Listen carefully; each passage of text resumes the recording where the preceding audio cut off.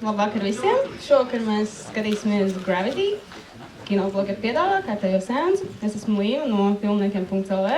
Pārējie visi kaut kur šobrīd ir noklīduši, bet, protams, piedalās arī gan nofilmēts.lv, gan kino.lv, gan kinokāsts.lv, gan kinoteikums.lv, kā arī nofilmēts.lv un kinofotogrāfi.lv. Tātad, kā jau minēju, šovakar mēs skatīsimies Gravity, bet tā kā mēs Kinobloga par kosmosu zinām tikai tik, cik mums ir iemācīts James Camerons, tad mums šodien palīgos nāks īpašie viesi no Starspace.lv. Varat apskatīties viņu mājaslapu, iet tur, uzzināt ļoti daudz ko interesantu un noderīgu. Un tāpēc es došu vārdu Intam no Starspace.lv, kurš šovakar mums pastāstīs ļoti daudz ko interesantu un noderīgu.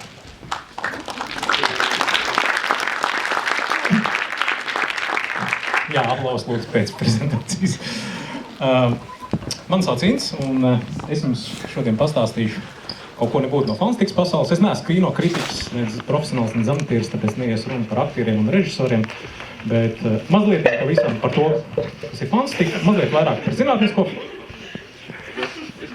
Tās ir balvas, jā? Mazliet vairāk par zinātnisko fantastiku un to, kā tas saistās ar realitāti. Vispirms sadalīsim, tā nebija jābūt.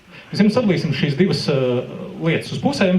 Pirmajā pusē, to, ko mēs saucam fantastiku, mēs saprotam tādu režisoru un scenāristu ieceri par notikumiem, kas nebūtu neattaino kaut ko reālu, kas nepretendē uz to, lai izskatītos ticami, un vispirms tur varētu ierindot fantāzijas, kuras raksturo vairāk tādas fējas, dažādas laumiņas, teiksmaini dzīvnieki, bet nevajag noniecināt šīs filmas, viņas ļoti smuks, un arī viņās dažkārt gadās visnotaļ atzīstamas zinātniskās fantastikas idejas. Mums nav efektu. Nākamā sadaļa, ko arī pie fantastikas ierindot, būtu kosmiskās operas, tipiski zvaigžņkari. Mums joprojām ir princeses, impērijas, bruņinieki, cīnās ar zobeniem. Var sakot, riktīgi viduslaiki tikai pacelt kosmosā un veidojas brīnišķīgas sāgas, un mēs ļoti labprāt skatāmies šādu veidu kino. Tad mums seko, praktiski jebkas, ko mēs varam iedomāties fantastikas žanrā, sākot no Ceļojumu uz mēnesi 92. gada mēmā filma, kas savulaik radīja apvērsumu kino industrijā, bet šodien mēs uz šādu filmu droši vien skatītos kā uz tādu arheoloģisku muzeja eksponātu, bet ir tā vērts, šī filma ir iekļauta 20. gadsimta top 100 filmu sarakstā. Vispār filma, ne fantastikas. Pretējā pusē pie zinātniskās fantastikas mēs noliekam pamatotus notikumus, lai arī izdomātus kaut kādas zināšanas vai tehnoloģijas, bet tās nekonfliktē ar veselo saprātu, ar loģiku un to pasauli, kādu mēs viņu pazīstam un kā mēs viņu izprotam. Lai raksturotu to, kas atrodas šajā pusē, daži piemēri no filmām, es gribētu pirmām kārtām nosaukt tādu filmu Frau im Monde, jeb Sieviete mēnesī, tas ir 29. gada vācu melnbaltais ražojums, bet, kad es viņu skatījos, gar filmu 3 stundas vienā elpas vilcienā. Cienījam zinātniskā fantastika. Šī filma ievērojama to, ka pirmo reizi tika pieaicināts filmas tapšanas laikā zinātniskais konsultants ar mērķi padarīt ticamāk to, ko cilvēki redz uz ekrāna. Tika pieaicināts vācu raķešu inženieris Hermanns Oberts, par viņu cits stāsts, bet tas, kā viņš vēl ļoti ilgi pirms kosmiskajiem ceļojumiem spēja iedomāties un pastāstīt režisoram, kāds būs nesējs, kāds būs starts, kāda būs trajektorija, bezsvars, pārslodzes un tā tālāk. Šodien mēs skatāmies šo filmu, visā ir realitāte un tur nav nekādu pretrunu. Protams, šajā filmā ir arī fantastikas lietas, tur gaisa uz mēnesis un zelts mēnesis salās, bet tas cits stāsts.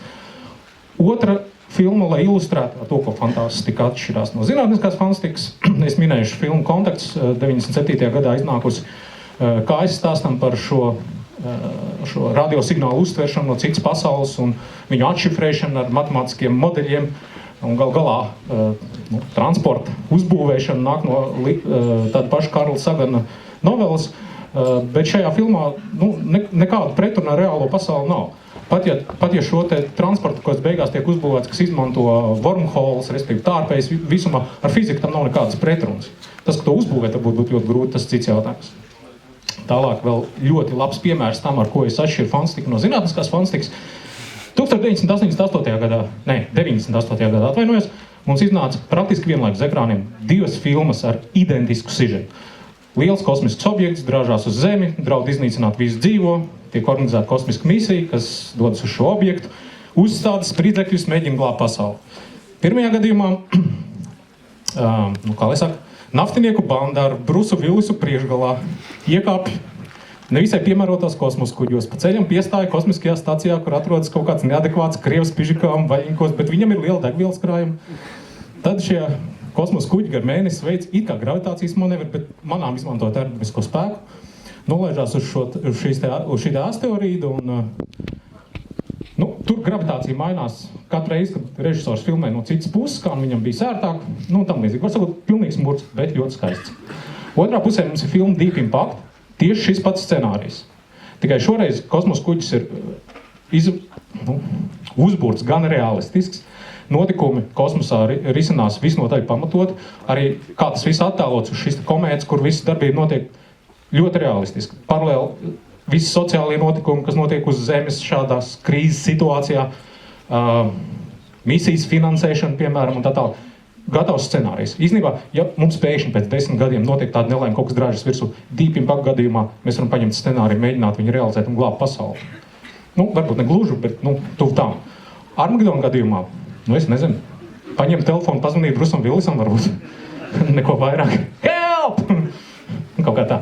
Ar to arī šo sadalījumu varētu beigt, bet vēl par vienu filmu es pieminēšu. Tāds films kā Apollo 13, kur daudz cilvēku saka, kosmos, tā tad fantastika. Īstenībā tur, protams, nav pilnīgi nekādas fantastikas. Tā ir vēsturiska filma par vēsturiskiem notikumiem, kas tiešām ir notikuši. Turklāt Apollo 13 gadījumā filma ir ļoti precīzi attaino šos notikumus vēsturi, pēc viņas tiešām var mācīties. Varbūt pat vairāk var mācīties vadīt Apollo kuģi, jo jūs šajā Apollo kuģi un mēnesi modelī jūs neredzēsiet nevienu slēdzīti, kas atrastos nepareizā pozīcijā, vai lampiņu, kas nevietā deg, vai kaut kādu mērierīci, kas rādītu kaut ko nepareizi, vai misijas kontrolē, tur simtiem monitoru. Tā informācija, kas uz viņiem redzam, viņi atbilst situācijai, jā. Tur viss ir reāli. Vienīgais, ar ko Hollywood šāda veida filmās grēko, ir cilvēku emocijas. Piemēram, kad Apollo 13 kuģis atgriežas uz Zemes, un viņiem tur jākoriģē kurs, un mēs uz ekrāna redzam, kā kuģis tur mētājās no vienas puses uz otru, un astronauti tur druģaini mēģina viņus savākt, tur gandrīz panikā, un beigās viņiem izdodas, ja, bet tā gan nenotiek, ja. Tie cilvēki, kur brauc tur augšā, viņi ir psiholoģiski, mentāli, morāli ļoti stabili. Viņi racionāli, nosvērti, vēsu prātu, risina problēmu. Kaut līdz pēdējiem elpas-vilcienam, ja tas ir vajadzīgs. Tālūk. Īstenībā tā ir arī lieta, par kuras varbūt mazliet šīs dienas Gravity filmas sakarā mazliet baidos, bet tā ir. Katrā ziņā emocijas ir tas rīks režisora arsenālā, ar ko viņš rada drāmu. Ja, un drāma viņam vajadzīga, un viņi to izmanto. Otra lieta, par ko mēs šodien mazliet parunāsim, ir dažas tādas klasiskas lietas vai koncepti, ko izmanto zinātniskajā fantastikā, un par to, cik ļoti tas ir reāli no zinātnes viedokļa. Pirmkārtām, ļoti bieži mēs pārvietojamies ātrāk pa gaismu. Jau 100 gadus Einsteina realitāte mums liedz pārvietoties ātrāk pa gaismu. Nekas šajā telpā un laikā nevar pārvietoties ātrāk pa gaismu, un ilgu laiku mēs uzskatījām, ka tiešām tā arī ir. Problēma, protams, jo nepārvarot šos ātrumus, mēs varam apgūt Saules sistēmu, var būt ar lielu piespiešanos tik līdz tuvākajām zvaigznēm, bet lielāka attāluma kaut kur galaktikā vai ārpus galaktikas nav reāli, jo šis ceļš aizņem miljoniem un miljardiem gadu. Tāpēc fantastiski labprāt izmanto kaut ko ātrāk par gaismu, lai varētu nonākt galamērķī kaut kādā nebūtu sakarīgā laikā. 90. gadu vidū tāds fiziķis Miguels Alcubierre piedāvāja risinājumu problēmai. Lieta tāda, ka, lai arī telpā un laikā tiešām nekas nevar pārvietoties ātrāk pa gaismu, tomēr nekas neliedz pašam telplaikam pārvietoties ātrāk. Cik mums zināms, tam nav robežu. Mums ir liela pārliecība, ka visums savos pirmsākumos to jau darīja un iespējams dara arī tagad, un tas, ko Alcubierre piedāvāja, ir saspiest telplaiku kuģi priekšgalā, izplest aizmugurē, un šādā veidā, kā sērkotājs uz viļņa, mēs pārvietojamies telpā.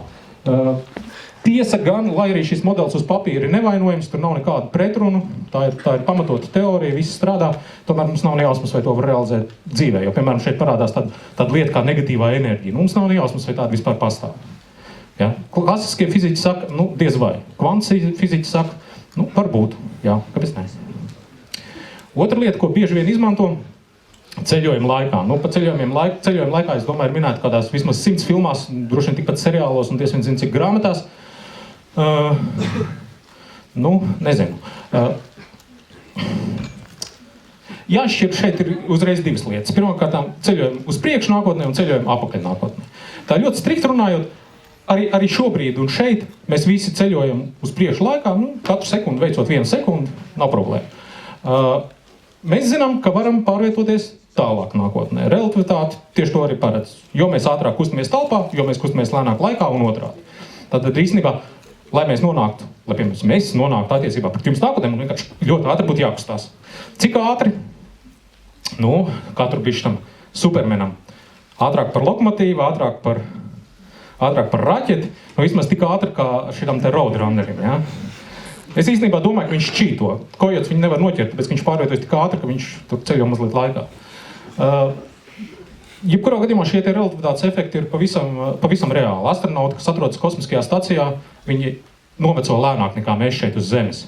Tiesa, viņš pusgadu tur pavada, un viņš ir aizceļojis nākotnē par 7 sekundes tūkstošdaļām, ja, kas no cilvēka viedokļa nav nekas, bet no fizikas viedokļa tas ir būtiski. Ja. GPS pavadoņi, viņi katru dienu atpaliek viņu pulkseņi pa 38 mikrosekundēm tikai tāpēc, ka šie pavadoņi kustās ātrāk. Un tas nav tāpēc, ka pulkseņi nepareizi, tāpēc, ka viņiem laiks rit lēnāk. Un ja mēs neņemsim šo kļūdu vērā, tad mēs varam savus GPS uztvērējus iztvert. Mēs varam paņemt sekstantu un mēs koordinātus nomērīsim precīzāk. Mēs ņemam vērā šos relativitātes efektus.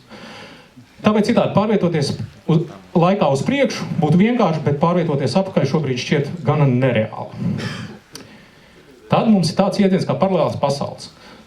Šis ir posteris no 90. gada seriāla Sliders, kur ceļotāji klīst pa alternatīvajām zemēm un nekādi nespēja atnākt apakaļ uz savējo.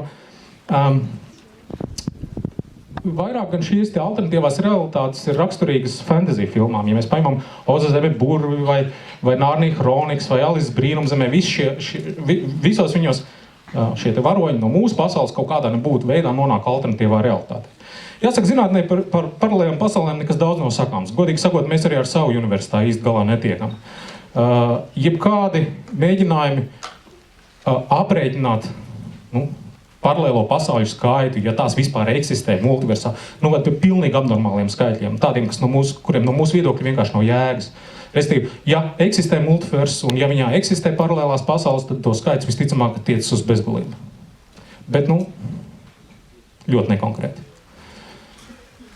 Tad ir tāda lieta kā antigravitācija. Vispār šitas ir pats labākais. Vienkārši fenomenāls izgudrojums, jo jūs iedomājaties, cik šausmīgi daudz režisori ietaupa uz specifisku budžetu. Ja katrā filmā tagad būtu jātaisa tur visādi bezsvaru stāvokļi un pārslodzes un tam līdzīgi. Tā vietā tur brauc kosmosa kuģis, visādas pārslodzes orbītas un tam līdzīgi, tie aktieri tur šparīja pa kosmosa kuģīti, kā nekas nebūtu noticis. Viņiem lūk ir antigravitācijas visādas iekārtas un viss tur notiek. Te līdzīgi kā ar ceļojumiem laikā ir jāizdala divas lietas, jo viens ir radīt gravitāciju, un pavisam cits ir ietekmēt gravitāciju tiešā veidā. Šis ir Starptautiskās kosmiskās stacijas modulis Nautilus X, kurš gan vēl nav uztapis, un šobrīd nav īsti prognozes, kad viņš varētu būt. Šis gredzens griežas, veidojas centribētas spēks, un uz ārējās sienas veidojas smagums. Nekāds fantastikas, pavisam reāla konstrukcija, kā iegūt gravitāciju. Līdzīgas konstrukcijas kuģus un stacijas arī fantasti izmanto. Nav grūti. Pavisam cita lieta ir ietekmēt gravitāciju tiešā veidā, piemēram, neutralizēt gravitāciju. Teorija paredz, ka ir gravitācijas viļņi, bet viņi ir tik gari, ka mēs viņus nevaram nomērīt. Teorija paredz, ka ir gravitona gravitācijas daļiņas, bet viņas ir tik niecīga enerģija, ka mēs viņus šobrīd nespējam detektēt. Tā kā varēsim, tad varbūt arī būs kaut kāda risinājuma. Bet pagaidām, godīgi sakot, mēs esam tieši turpat, kur Ņūtons pirms 400 gadiem, kad viņam ābols uz galvas uzkrita. Ja? Vienīgā labā ziņa visā tajā stāstā par antigravitāciju ir, ka nevienam fiziķim īsti nav iebildumu par to, ka antigravitācija varētu pastāvēt. Mēs tikai nezinām, kā. Braucam tālāk. Antimatērija. Antimatērija ir viss, kā lai saka, vērtīgākā lieta. Ja saproties matērija, tas ir visenerģētiskākais sprādziens universā, kāds vispār ir iespējams. Jo praktiski visi masa pārvēršās tīrā enerģijā. Tāpēc fantasti ļoti labprāt izmanto antigravitāciju savu kuģu barošanai, ja? kā USS Enterprise no Star Trek vai kā Venture Stars no Avatāra. Jāsaka, antimatērija tā nav nekāda fantastika, tā ir pavisam reāla lieta. Mēs varam radīt antidaļiņas tādos instrumentos kā lielais hadronu pātrinātājs, mēs varam novērot antiprotons, mēs varam novērtot antielektronus, saukts par pozitroniem, mēs pat esam radījuši antiūdeņu. Tiesa, suns tomēr ir aprats, jo ar tām tehnoloģijām vai metodēm, kā mēs to varētu izdarīt šodien, teiksim, 1 grama antimatērijas saražošana mums maksātu daudzus triljonus. Pilnīgi nav kāda veida naudiņas, vienkārši ļoti daudz. Alternatīvi mēs varētu mēģināt šo antimatēriju atrast kaut kur citur kosmosā, bet, līdz šim mēs neko tādu novērojuši neesam. Neredzamību ļoti labprāt izmantojam. Tas notiek visdažādākajos veidos. Mēs augšā redzam Star Trek holokuģi, kas slēpjās aiz hologrammas. Mēs redzam Harry Potteru, kuram ir apmetnis, kas pēc viss spriežot apliec gaismu. Mums ir James Bonda auto, kurš no vienas puses filmē un otrā projicē attēlu. Mums, protams, ir Herbert Wells neredzamais cilvēks, kurš reiz vien ir ekranizēts un kurš ir izmainījis savu bioķīmiju un padarījis savus šūnas caurspīdīgas. Ar neredzamību ir cits stāsts tādā ziņā, ka neredzams kā? Redzamajā gaismā. Redzamā gaisma ir ļoti, ļoti niecīga daļiņa no visa elektromagnētiskā spektra, kurā mēs varam novērot pasauli. Ja profesors Snapes būtu paņēmis nakts redzamības iekārtu, vai viņš joprojām neredzētu Harry Potteru, kurš arī izstaro siltumu? Atkarīgs no šī apmetņa dizaina, acīm redzot. Katrā ziņā, piemēram, militāristi ir vairāk ieinteresēti noslēpt objektus radioviļņu diapazonā vai mikroviļņu diapazonā. Mēs zinām, viņiem diezgan labi panākumi ar stealth lidmašīnām. Apliecās viņi riņķī. Ir šādi panākumi arī noslēpt redzamajā gaismā objektus. Sevišķi objekti ir regulāras formas, nekustīgi un tam līdzīgi, tad īstenībā ir varianti, tur visādi burvi triki.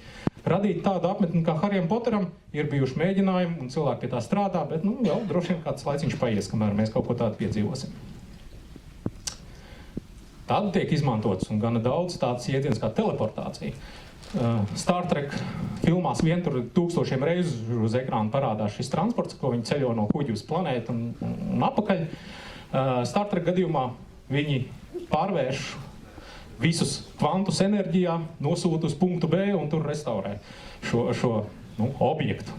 Kaut kādā mērā tas sasaucās ar attāli atgādina tāda lieta kā kvantu teleportācija, par kur mēs tagad dažkārt zinām, kā saistītie kvanti, bet kvantu pasaule ir ļoti, ļoti dīvaina un patreiz ir daudz prāgu spriest, vai to ielu kad varēs izmantot, lai uzbūvētu kaut kādu teleportācijas iekārtu. Otrs variants, ko es piedāvāju, ir kadrs no Stargate seriāliem, arī vesela epopeja ar viņiem. Viņi piedāvā izmantot tārpeju no punkta A uz punktu B, starp 2 zvaigžņu vārtiem. Nekādas pretrunas ar fiziku tur nav īstenībā. Cita lieta, ka no tās mūsu šodienas izpratnes par pasauli, lai uzbūvētu šādu iekārtu, mums vajadzēs resursus gandrīz tāds pašs kā veselu universu radīšanai.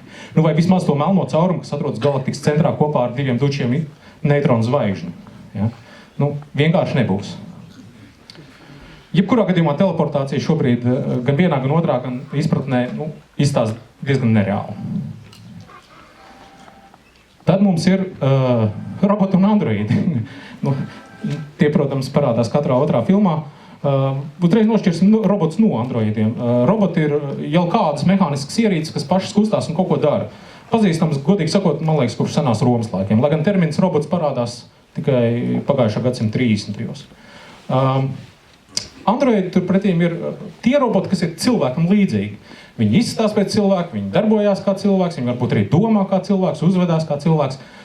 Vispazīstamākie droši vien ir Azimova S-robots ar visiem saviem 3 robotikas likumiem. Diezgan smuks stāsts par androidu filmā 200-gadīgais cilvēks, kur androids beigās iekaro tiesības sauties par cilvēku. Kāpēc ne Vāle, arī robots? Katrā ziņā roboti ir pavisam reāla lieta. Mēs īstenībā zinām, ka tā nav nekāda fantastika. Īstenībā viņi starp mums dzīvo un pat apkārt staigā. Tā kaut kā. Okay.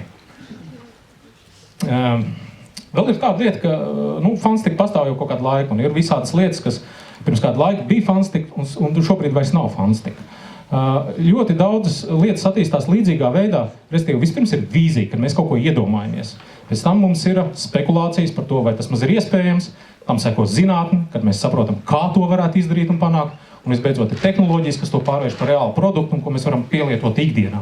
Ļoti bieži tieši fantasti ir šo te vīziju radītāji par to, kas kādreiz nākotnē kaut kur varētu būt. Es neiešu tagad cauri šim sarakstam, jo vēl vairāk, ka viņš ir no konteksta izrauts. Piemēri vienkārši 18. gadsimta vidū Žils Verns uzrakstīja stāstu par no Zemes uz mēnesi, kur viņš aizšāva uz mēnesi ceļotājus ar milzu lielgabalu. Un tas iedvesmoja veselu inženieru un zinātnieku paudzi, kur lauzīja galvas, kā gan to varētu izdarīt. Raķešu zinātnes tēvs Tsiolkovskis paņēma zīmolu, izreikināja, ka starta pātrinājums šādai iekārtai būtu 22 000 G, kur, protams, no ceļotājiem pat slapja vieta tiešā vārda nozīmē nebūtu palikusi pāri. Nācās šo milzu lielgabalu aizvietot ar nesēju, nācās izdomāt vadāmas raķešu dzinējus, nācās aizvietot šo šāviņu ar kosmosa kuģi, bet 100 gadus pēc šīs novelas Nils Armstrongs atradās uz mēnesi, izmantojot pavisam reālas tehnoloģijas. Apmēram tāds notiek. Tad šodien mēs...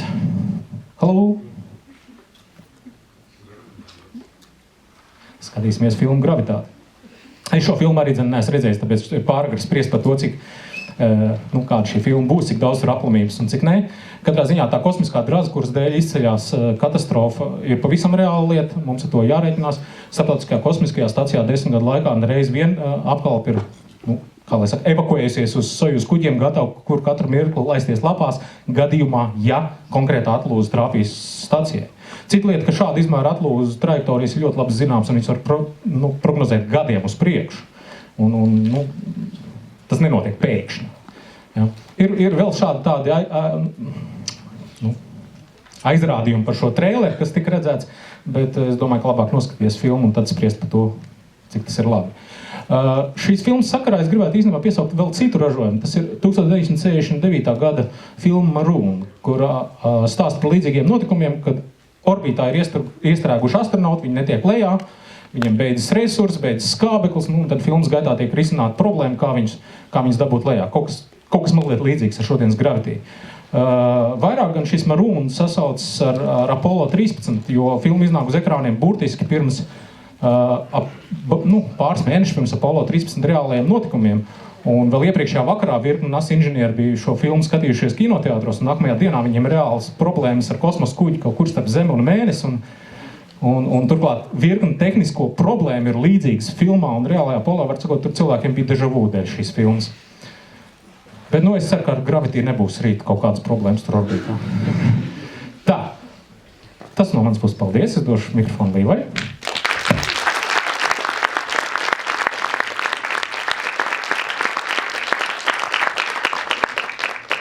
Tātad vēlreiz paldies Sintam par ļoti izsmeļošu un interesanto stāstījumu. Mums tātad tagad konkursa laiks. Sadarbībā mums ir ar lieliska dāvana.lv. Valās ir observatorijas apmeklējums stāstpēc, kas ir, man liekas, kaut kas ļoti interesants. Tāpat mums, protams, ir plakāti un arī dāvaniņas no Akmenfilma. Tāpēc... Vakar nebija iespēja pirms seanses jums pateikt vakar, bet jūs pārējie nāciet tie, kas tur gaida. Mums vienkārši bija jautājums ar biļetēm tur pieejas. Mums reāli prieks, ka jūs atnākuši tik upā skaitā. Mums pat ir VIP rinda, gandrīz pilna. Un otru VIP rinda ir pilnībā pilna. Tas ir lieliski. Es gribēju jautāt jums, kā jums patīk prezentācija? Super! Es domāju, ka vienkārši pelnījis vēl atklāts. Vai jūs zināt, ka šeit pa dienu ir? Izņemot nē. Es ceru, ka tālāk konkursā veiksies labāk. Nē, šeit trešdiena. Jūs? Nasai 55. dzimšanas diena. Pareizi, bet to es nezināju. Jūs gribat plakātu? Nāciet, es jums iedošu par to balvu Harry plakātu. Aplausi. Reāli erudīja publikai. Nē. Es uzsaka, ka šodien ir KP7 līmeņa saules vētras diena. Līdz ar ko, ja jums likās šodien, ka visiem cilvēkiem jādeg saules liesmās, ticamāk, ka tā ir arī taisnība. Kaut kādā ziņā. Bet es gribēju apsveikt personīgi, mums ir Ulda Žimans zālē. Viņam ir dzimšanas diena. Uldis arī pelnīt plakātu, daudz laimes. Vienkārši tāpēc mēs tā darām. Tas gan bija viss no manis, es došu vārdu Līvai, un es skatīšos, kā jūs ceļat rokas un došu jums balvas. Bet pirms tam vēl mazliet. Mums ir balvas no lieliska dāvana. kas ir dāvankartes, kuras ir palikuši pār no iepriekšējās reizes, neņemiet ļaunā. Viņas ir tikpat vērtīgas kā iepriekšējās reizes, ja pat nevērtīgākas. Mums ir balvas no mūsu lieliskā atbalstītāja Akmafilms, kurš atļauj nosties filmu 2 dienas ātrāk nekā tas būtu parasti. Tomēr viņi par to pelnījuši aplausus. Un te ir ļoti lieliski suvenīri no filmas. Es nezinu, kas tas tāds ir, es ļaušu jums to uzzināt.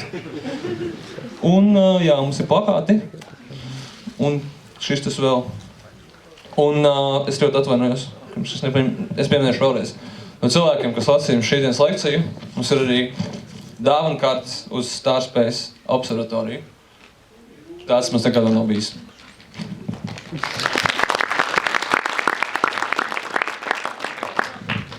Labi, tad ķersimies pie konkursa, bet tad lūdzu celiet tikai rokas, un ja jūs no visi 5 pieņemsim cilvēku 5 pusēm, tad es raudāšu.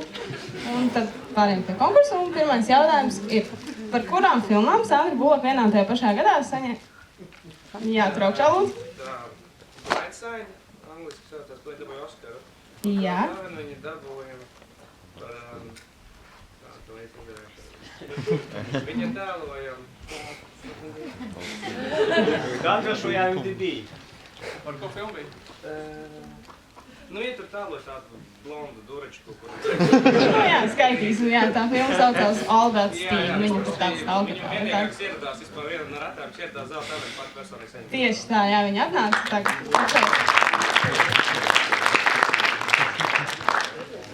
Nāc lejā, lūdzu. Tātad, ejam tālāk. Kurā James Bond filmā Alfonso Cuarons ir ieskaņojis vienu no lomām?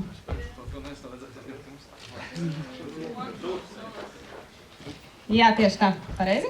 Viņš tur ir ieskaņojis vienu no helikoptera pilnē, un tur, starp citu, ir dzirdama arī Guillermo del Toro balss. Tā, varat klausīties un mēģināt saprast, kurš tur viņš ir. Ejot tālāk. Ar kuru režisoru kādreiz sagāvās Džordžs Klūnijs filmēšanas laukumā? Jā? Davids Russells, 3 karavīrs. Jā, tieši tā. Pilnīgi pareizi ķītīgi. Vasaram viens bija tāds skumīgi gāja, viņš tur nevienu salicās, bet tagad viņš izstās nomierinājies. Kurš aktieris bija paredzēts Džordža Klūnija vietā sākotnēji? Lūdzu? Downey's Juniors. Tieši tā. Vecais labais rekords. Bet viņš jau kosmosā pabija ar Avengeriem, viņam tur īpaši labi negāja, tāpēc varbūt labi arī, ka viņš neturpināja. Kas ir kopīgs Alfonso Cuaronam un filmas producentam Davidam Heymanam? Lūdzu, vēlreiz? Jā, tieši tā. Jā, pilnīgi pareizi. Jā, ļoti precīzi. Alfonso Cuarons, protams, ir režisors un Davids Heymans visu filmu producents. Ejot tālāk. Ar ko kopā Alfonso Cuarons sarakstīja Gravity scenāriju? Lūdzu? Dēlu. Jā, tu varbūt vēl zini, kā viņu sauc? No, bet bija dēls pareizi tā, ka apsveicu. Dēls sauc Jonas vai Jonas. Es nezinu, es ceru, ka man spāņu valodas skolotāji neklausās šito tagad. Ejot tālāk. Kāds bija sākotnējais Gravity nosaukums?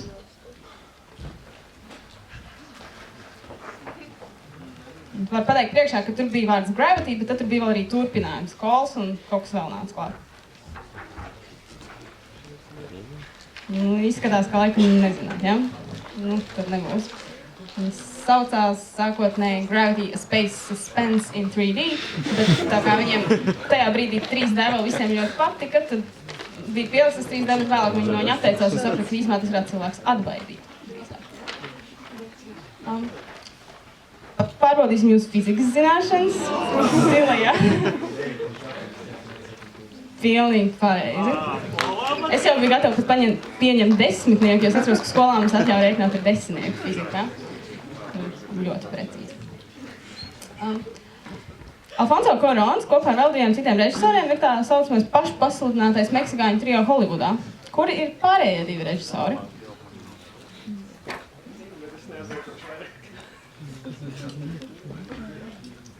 Jā, lūdzu. Del Toro un Iñárritu. Jā, tieši tā.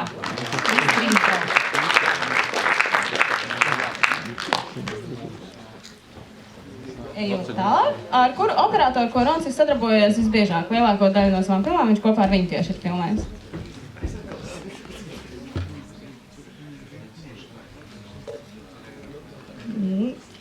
variantu laikam nav uz tās skatos, ja? Tas ir Emanuēls Lubeški. Viņš ir arī tagad lielos draugos ar Terence Maliku. Viņš safilmē tos smugos dinozaurus The Tree of Life. Tā ka viņam tāds skaists films padodās. Jā. Tad mēs esam ļoti veikli tikuši arī ar konkursu galā. Šajā brīdī mums tā kā vajadzētu paziņot par nākamajiem kinoblogeru seansiem. Par tiem mēs visiem ziņosim, protams, Twitteros, Facebookos, blogos un kur tik vēl ne.